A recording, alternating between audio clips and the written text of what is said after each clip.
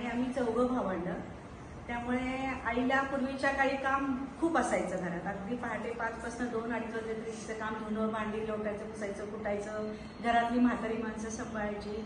आमचं तर ते घर म्हणजे जुना वाडा होता पुण्यात सोन्या मारुती चौकात. आणि ते खालून 3ऱ्या मजल्यावर एवढ्या उंच उंच पायऱ्या असणाऱ्या जिना चढून खालून 3 मजले पाणी वर घेऊन जायचं. तर ते पप्पा नसल्यामुळे ऑटोमॅटिक पप्पांची सगळी कामं 4-5 वर्षाची असल्यापासून माझ्याकडे.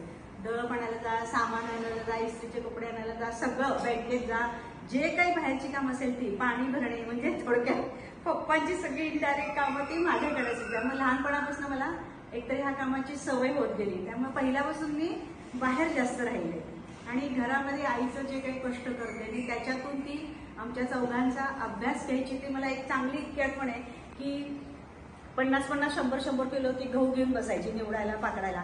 तेव्हा आम्हाला ही काय बुद्धी नाही की आईला मदत करावी म्हणून. आई म्हणायची चला घ्या, पाठीपुस्तक घ्या, दप्तर घ्या आणि बसा. चौघांना आम्हाला ओळीनं बसवायची अभ्यासाला आणि ते करता करता आमचा अभ्यास घ्यायची. म्हणजे ती मल्टीटास्किंग जे आपण म्हणतो ते म्हणा, किंवा तिचं ते निबंध लिहिताना करताना तिचं वाचन प्रचंड होतं.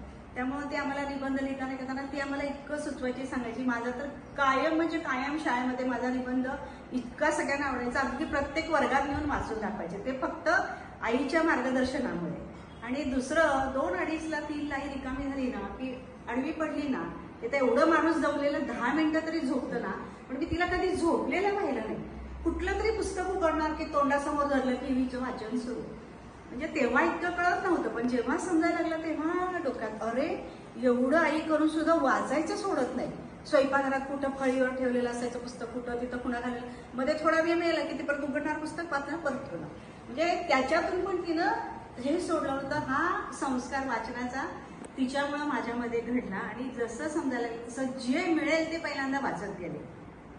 त्याच्यानंतर जसं जसं समजायला लागलं तसं तसं मग अगदी नेहरू, इंदिरा गांधी, यशवंतराव चव्हाण यांची सगळ्यांचे चरित्र, पॉकेट बुक्स, ज्या वया जे सगळ्या चंद्रकांत काकोडकरच्या कादंबऱ्या एक म्हणून काही सोडलं नाही. जे काही मिळेल ते वाचत गेले. त्यामुळे माझं वाचन पहिल्यापासूनच प्रचंड प्रमाणात होत गेलं आणि त्यामुळे ऑटोमॅटिक वाचनाने तर म्हणजे खूप प्रगल्भ आपण होतच होतो.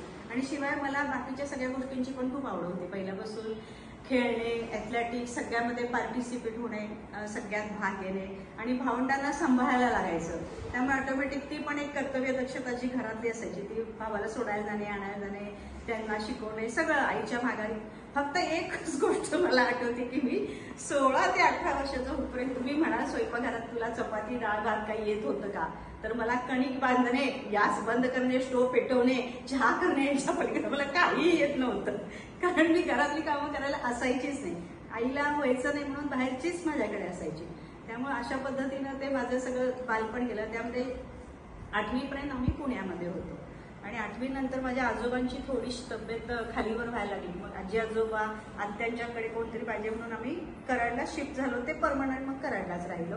आणि कराडला आल्यानंतर माझी अशी हे झाली की पुण्याचं शिक्षण कसं आहे, अगदीच सुंदर आहे. आणि कराडमध्ये आल्यावर तेव्हाच त्या काळचं कराड, साधारण 70 सालचं कराड आणि त्यावेळेचं ते अगदी ग्रामीण भाग, ते डुकरं बिकरं हे ते सगळं आणि शिक्षणात वेळ. आम्ही जे शिकलेलो 8वीला ते सुद्धा म्हणजे इतकं ना तिथं की काय म्हणजे ते शिक्षणात रामच वाटायला त्यांना. आम्ही पप्पांना सारखं म्हणायचो, पप्पा कुठं तुम्ही आम्हाला पुण्यात इथं आणून ठेवलाय, इथं आणून ठेवलाय असं. पण त्यामुळे कसं झालं ऑटोमॅटिक वर्गात सगळ्यात लिडरच ना, सगळ्यात मास्टरीज किंवा तर सगळं आधीपासूनच येते. आणि ते गायडिंग वगैरे परत काय ते